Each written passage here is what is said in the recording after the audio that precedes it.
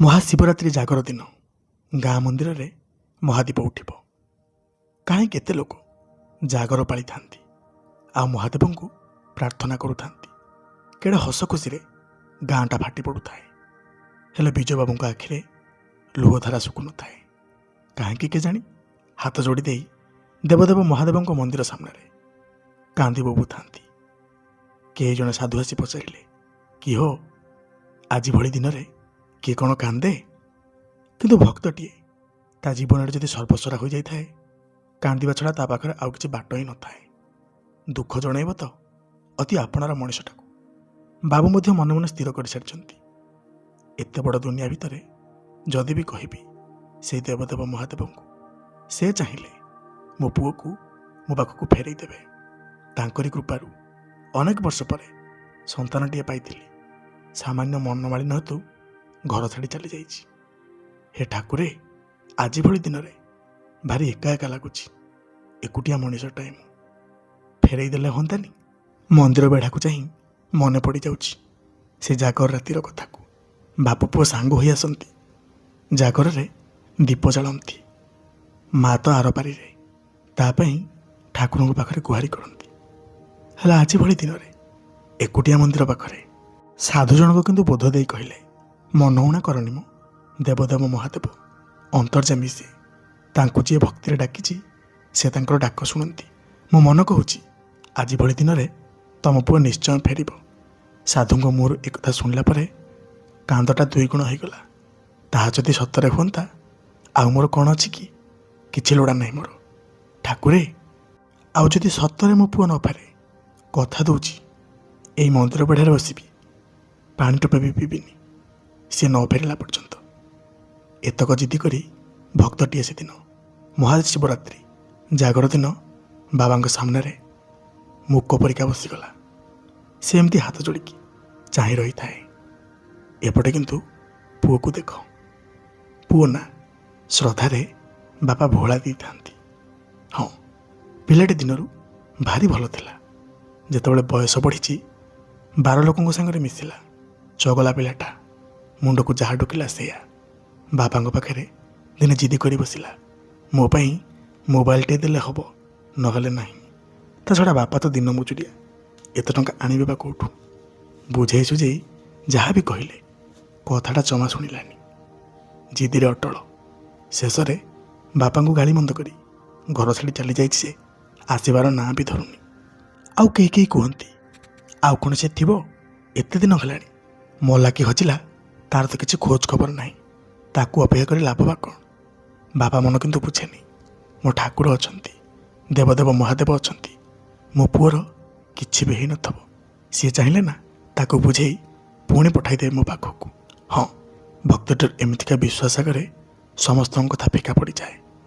ଘର ଛାଡ଼ି ଆସିକି ଜଣେ ବଡ଼ ବାବୁଙ୍କ ଘରେ କାମ କରୁଥାଏ ଭୋଳା। ଯୋଗକୁ ସେଦିନ ତାର ପଇସା ମିଳିଥାଏ। ପଇସା ତାକୁ ହାତରେ ଧରି ବୋଧେ ବଜାର ଯାଉଥାଏ। ହଠାତ୍ ସାମ୍ନାରେ ଦେଖିଲା କେହି ଜଣେ ବୃଦ୍ଧ ଲୋକକୁ 4-5 ଜଣ ମିଶିକି ଗାଳିମନ୍ଦ କରୁଛନ୍ତି, ପେଲି ଠେଲି ଦେଉଛନ୍ତି। କିନ୍ତୁ ବୃଦ୍ଧ ଜଣଙ୍କୁ ଭଲସେ ଦିଶୁନଥାଏ। ତାଙ୍କ ଚେହେରାରୁ ଯେମିତି ଲାଗୁଥାଏ ନିଃସହାୟ ବୃଦ୍ଧଟାଏ। ପାଖକୁ ଧାଇଁଗଲା। ପିଲାଟି ଦିନରୁ ବାପାଙ୍କର ସଂସ୍କାର ତା ପାଖରେ ଅଛି। ସହିପାରିଲାନି ପରର ଦୁଃଖ ଦେଖିକି।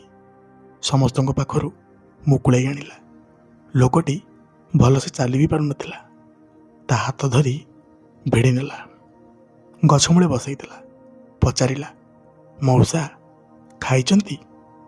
ଲୋକଟି କିଛି ବି କହିପାରୁନଥାଏ, କିନ୍ତୁ ତାର ବେଶଭୂଷାରେ ଜଣାପଡ଼ୁଥାଏ ଲୋକଟି ଭାରି ଭୋକିଲା ଅଛି। ତାକୁ କିଛି ବି କହିଲାନି ସେଦିନ। ପାଖ ଦୋକାନରୁ ତା ପାଇଁ କିଛି ରୁଟି ଆଉ ପାଣି ବୋଟଲଟାଏ ସଙ୍ଗେ ସଙ୍ଗେ ନେଇ ପଳେଇ ଆସିଲା। ଯେତେବେଳେ ଲୋକଟାକୁ ଖାଇବାକୁ ଦେଇଛି, ହଠାତ୍ ବୃଦ୍ଧ ଜଣକ ଅଣ୍ଡାଳି ଅଣ୍ଡାଳି ହାତକୁ ଧରି ନେଲେ। ହଠାତ୍ କହି ଉଠିଲେ, କିରେ, କାହା ପୁଅ ତୁ? ତୋ ବାପା ନା କ'ଣ? ସତରେ କେଡ଼େ ସଂସ୍କାରୀ ପିଲାଟା। ଯେଉଁଠି ଲୋକମାନେ ହତାଦାର କରନ୍ତି, ଗାଳିମନ୍ଦ କରନ୍ତି, ନିଜ ଦୃଷ୍ଟିରେ ଦେଖନ୍ତି, ସେଇଠି ତୁ। କିନ୍ତୁ ବୃଦ୍ଧଙ୍କର କଥା ଶୁଣି ସେଦିନ ବାପାଙ୍କର ନାଁ ନେବାକୁ ଟିକେ କୁଣ୍ଠାବୋଧ କଲା ଭୋଳା। କାହିଁକି ନା ଯାହାଙ୍କ ସହିତ ଗାଳିମନ୍ଦ କରି ଘର ଛାଡ଼ି ଚାଲି ଆସିଛି, ପୁଣି ତାଙ୍କର ନାଁ ନେବ? ଚୁପ୍ ରହିଲା। ଏଥର ବୃଦ୍ଧ ଜଣକ କହିଲେ, କିରେ କ'ଣ ହେଇଛି, ଲୁଚଉଛୁ କିଛି? ଏଥର କଥାଟା ଧରା ପଡ଼ିଗଲା। ଆଖିର ଲୁହରେ ଛଳ ଛଳ। ହଠାତ୍ କହି ଉଠିଲା, ସାଙ୍ଗ ପିଲାମାନଙ୍କର କେତେ ମୋବାଇଲ ଅଛି। ବାପାଙ୍କୁ ସେଦିନ ଜିଦି କରି ମୋବାଇଲଟିଏ ମାଗିଲି, ଦେଲେନି ମୋତେ। ପାଟି କଲେ, କେତେ ଗାଳି ମନ୍ଦ ଦେଲେ, ସହିପାରିଲେନି। ଭଲ ଲାଗିଲାନି କିଛି। ଘର ଛାଡ଼ି ଚାଲି ଆସିଲି। ଏଣିକି ବୃଦ୍ଧ ଜଣକ କହି ଉଠିଲେ, ବେଶ ଭଲରେ ଅଛୁ ନା? ଭୋଳା ବି କହୁଥାଏ, ହଁ ଭାରି ଭଲରେ ଅଛି।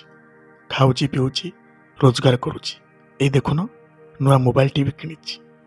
ଆଚ୍ଛା ଗୋଟେ କଥା କହିବି ପୁଅ, ଏଇ କିଛି ସମୟ ପୂର୍ବରୁ ମୁଁ ସେମାନଙ୍କୁ ସାମାନ୍ୟ ଖାଇବା ଟିକେ ମାଗିଲି, ସହିପାରିଲେନି। 2-3 ଥର ବୋଧେ ମାଗିଛି। ରାଗ ଚଢ଼ିଗଲା ତାଙ୍କର।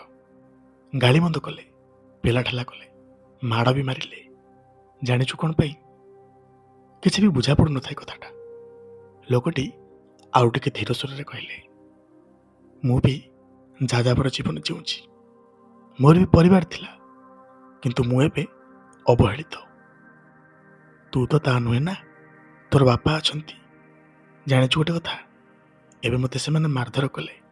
ମୋ ପିଠିରେ କେହି ବି ପଡ଼ିଲେନି। ତୁ ଟିକେ ଥିଲୁ ବୋଲି ବଞ୍ଚେଇ ଦେଲୁ। ଯଦି ତୋତେ କିଏ ମାରଧର କରେ, ଗାଳିମନ୍ଦ କରେ, ତୋ ପିଠିରେ କିଏ ପଡ଼ିବ? କେହି ନାହାନ୍ତି ନା? ଏଣିକି ଭୋଳା ଧୀରେ ଧୀରେ ବୁଝିପାରୁଥାଏ। ଲୋକଟି ଆହୁରି କହିଲେ, ଜାଣିଛୁ ପରିବାର ହେଉଛି ଚକ୍ରର ପରିଧି ସଦୃଶ। ତା ଭିତରେ ଥିଲା ପର୍ଯ୍ୟନ୍ତ ସବୁଆଡ଼ୁ ନିରାପଦ। ବାପା ଭାଇ ଭଉଣୀ ସମସ୍ତେ। ଆଉ ପ୍ରଥମ କରି ଯାହା ବି ଅସୁବିଧା ଆସେ, ମୁରବୀ ଯିଏକି ବାପା, ସିଏ ସହନ୍ତି।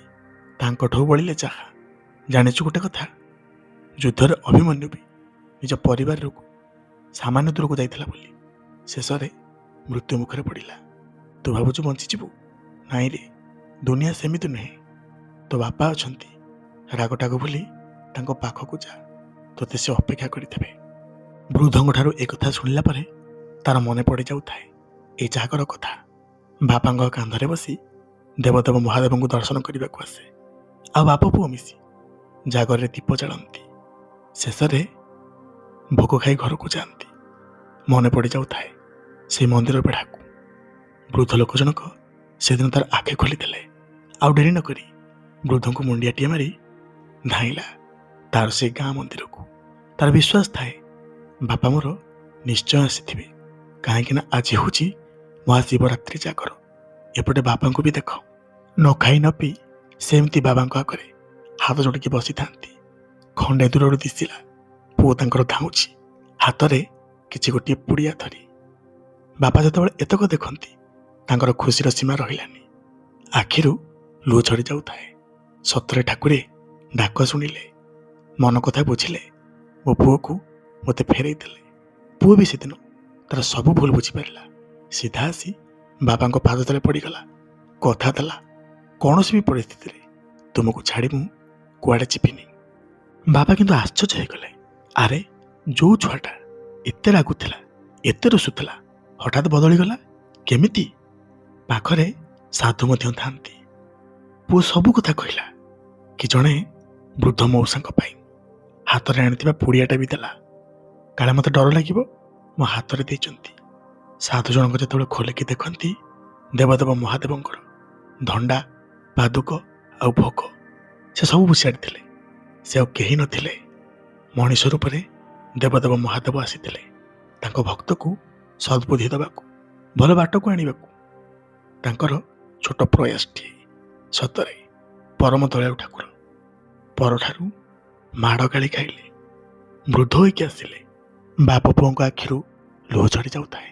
ହାତ ଯୋଡ଼ି ଦେଇ ଚାହିଁ ରହିଥାନ୍ତି ଦେବଦେବ ମହାଦେବଙ୍କ ପତାକାକୁ। ପାଖରେ ଥିବା ଲୋକମାନେ ମଧ୍ୟ ଆଶ୍ଚର୍ଯ୍ୟ ହେଇଗଲେ। ସତରେ ଠାକୁରେ, ତୁମେ ପରମ ଦୟାଳୁ। ତୁମ ଭକ୍ତ ପାଇଁ ଅନ୍ଧ ବୃଦ୍ଧ ହୋଇକି ଆସିଲ, ପରଠାରୁ ମାଡ଼ ଗାଳି ବି ଖାଇଲ। ସତରେ ତୁମ ପାଖରେ ସେତିକି ଭକ୍ତି କରିଥିଲେ ହେଲା, ସେତିକି ଶ୍ରଦ୍ଧା କରିଥିଲେ ହେଲା, ଆଉ ତୁମ ପାଖରେ ସମ୍ପୂର୍ଣ୍ଣ ରୂପେ ସମର୍ପଣ ହୋଇଥିଲେ ହେଲା। ନମସ୍କାର। ଆଜିର ଭିଡ଼ିଓଟି ଆପଣମାନଙ୍କୁ କେମିତି ଲାଗିଲା ଜଣାଇବେ ନିଶ୍ଚୟ।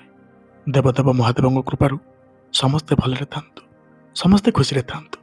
ଯଦି କଥା ଛଳରେ ସାମାନ୍ୟ ମଧ୍ୟ ତ୍ରୁଟି ଥାଏ, କ୍ଷମା କରିବାକୁ ଅନୁରୋଧ।